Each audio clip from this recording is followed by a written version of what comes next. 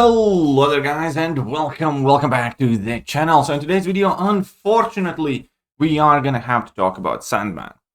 And hear me out. So, it is no secret that I really like Sandman as a character, but obviously his damage is kind of the problem. Especially considering the fact that, I can openly admit I am primarily focused for BGs and kind of like Alliance work. The current issue with the Sandman in game is not necessarily his overall damage output, it's just the fact that it's hidden behind level 3, the fact that you can't really use his utility of level 1 and level 2 if you still want to access some damage, and obviously then there is the level 3 and sitting behind animation and everything else. He has a ton of amazing qualities that I like his immunities, his deaccelerates, his petrifies, all of that stuff, the amount of debuffs that he inflicts. Awesome.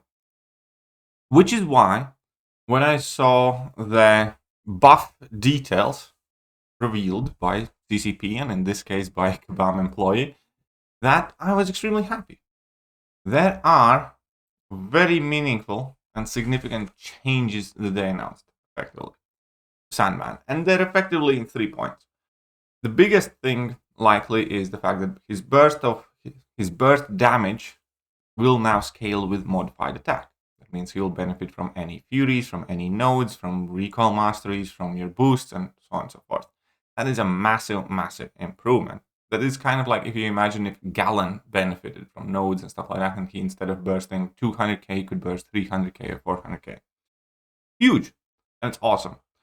Also, his max debuff ramp now scales to 20 instead of 99, which means that you only need 20 debuffs now to get his max amount of bursts. But perhaps the biggest change, or one of, at the very least, equally big changes speed-wise, was the fact that his heavy proficiency bonuses were effectively doubled, but scaled at 5. Which means he ramped up that benefit twice as fast as he would be. So, to kind of like explain exactly what that is, Sandman's heavy proficiency passives grant additional attack. That's awesome. When unstable, Sandman gains an indefinite fury passive based on Sig as well that will improve the burst. And his heavy proficiencies. One second, where are his heavy proficiencies? So, the entire kit of Sandman is effectively themed around a heavy proficiency. Knocking down the opponent with heavy attack grants Sandman an indefinite heavy proficiency passive, increasing his attack rating by X amount. And again, this bonus was doubled, which means that you only needed to land 5 heavies to get to this max bonus. Which in reality meant that you actually needed to land 1 or 2 heavy attacks at the beginning of the fight, and you could quite easily just start your heavy spam cycle, and by the time you would kind of like get the max burst damage on your heavies, you would also have ramped this. That effectively eliminated the need for you to spend first 20-30 seconds of the fight just, trying to land heavies in order to access this bonus. Thus also made him significantly faster. And why am I explaining this in such detail at the beginning? Because, as it turns out, Sandman's buff has gotten nerfed. So I'm going to have to update the title of the old video as well, saying it's outdated. And unfortunately, Sandman's heavy proficiency bonus now will also scale slightly higher, but it's going to be scaled to 8. And that is a huge difference. That is 3 extra heavy attacks. That is, 60% more of what it was in the initial buff video. And that is, again, significantly slower. In fact, you could say that, going from 8 to 10, it isn't that much of a difference. So that they cut it in half, which was awesome, which made him significantly faster. And then they kind of walked that back to a point where they barely changed it at all. Which, again, to be clear, I haven't played with either version of these Sandmans myself. But from what I saw, for instance, comparing gameplay with 5 and comparing the gameplay with 8, Sandman is again deliberately made slower. And he wasn't like a nuke champion to begin with. The only thing that I kind of wished from Sandman, I hope from Sandman, that his damage would be, let's say, on the okay side for him to actually be viable. Because believe it or not, Sandman has pretty much the best, and I'm actually not joking, Sandman has pretty much the best matchup record of the champions that we have compared so far. Sandman's up there.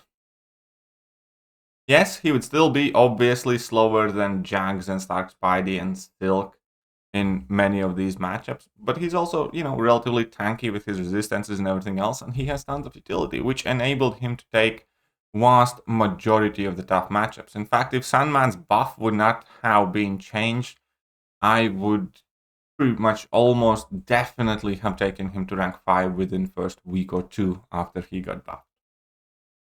Because there are a ton of matchups that he can do. Might not be the fastest or the most perfect option of that, but in between his immunities, his playstyle, his ability to shut down the evade, reverse healing, and reverse power gains, and all that stuff, he would have been a beast. At the moment, he's not doing so well just because his damage kind of sucks, and the fact that if you do one damage, you kind of have to forego his utility. But if you could combine his utility with a relatively decent amount of damage, he would be a very, very, very, very good champion, which was, one of the most exciting Kabam buff changes, tune-ups, balance updates, that I saw within the last half a year. And it just feels extremely regretful that Kabam, seemingly got scared of it. Kabam thought Sandman could be too good or something like that, which I don't quite get. Is like, why can't we get a good champion? They clearly have a great design here with the champion, and they identified the problem, set up the buff, wasn't bonkers, wasn't busted. It would have been good, as in like top 10 science champion good, or top 8 science champion good, something like that. Why go back on it?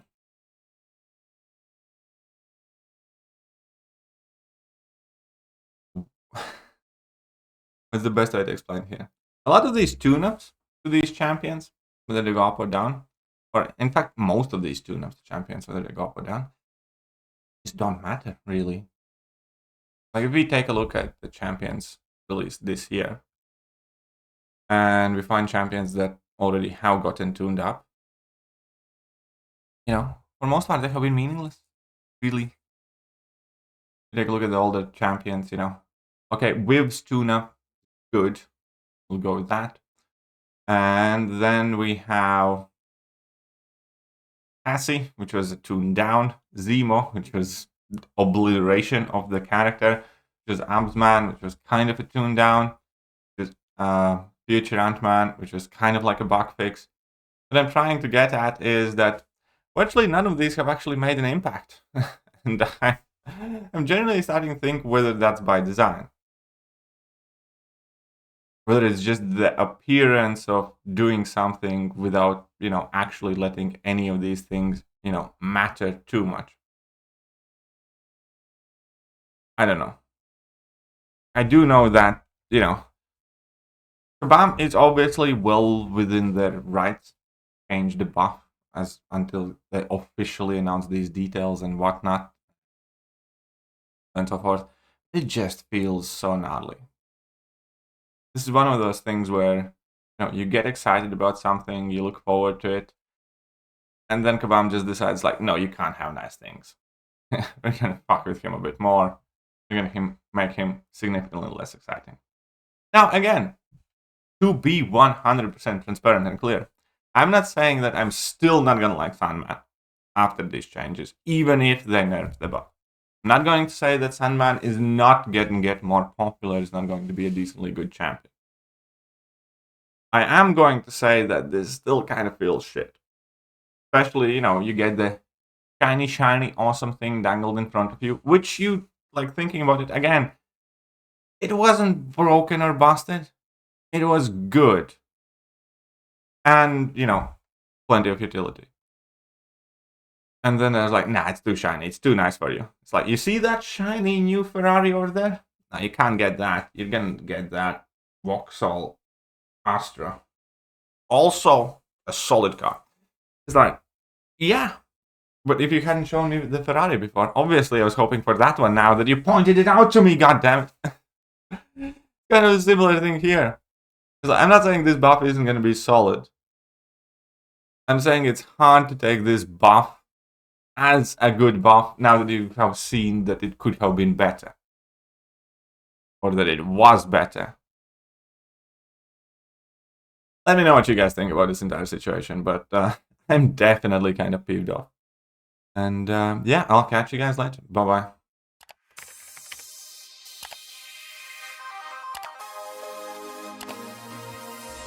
Hello there guys, and welcome back to the channel. So we have all the information about